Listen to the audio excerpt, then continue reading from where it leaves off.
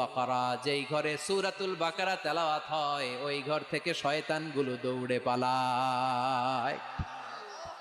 সূরা বাকারা তেলাওয়াত করলে ওই ঘরে শয়তান ঢুকে ঢুকে ঢুকে সহিহ মুসলিমের আরেক হাদিসে আল্লাহ রাসূল সাল্লাল্লাহু আলাইহি ওয়াসাল্লাম বললেন, ইকরাউ সূরাতাল বাকারা, তোমরা বেশি বেশি সূরা বাকারা পড়ো। ফা ইন্না আখযাহা বারাকা, যে সূরা বাকারা পড়ে তার ঘরটা বরকত দিয়ে ভরে দেয় কে? ওয়া তারকাহু হাসারা, যে বাকারা পড়ে না ও আফসোস করে। ওয়ালা ইস্তাতিউহাল বাতালা, যে ঘরে সূরা বাকারার তেলাওয়াত হয় ওই ঘরে কোনো জাদু টোনা ব্ল্যাক ম্যাজিক কাজ করে না। চিল্লায় পড়েন আল্লাহু আকবার। বাড়ি উদ্বোধনের সময় নিজেই সূরা বাকারা দিয়ে বাড়ি উদ্বোধন করবেন, পারা যাবে? নতুন ফ্ল্যাট উদ্বোধন হয় না, নতুন বাড়ি উদ্বোধন হয় না, ইমাম সাহেব হুজুর যখন দোয়া করতে আসবে হুজুরে বলবেন হুজুর একটু সূরা বাকারা তেলাওয়াত করেন, পারা যাবে?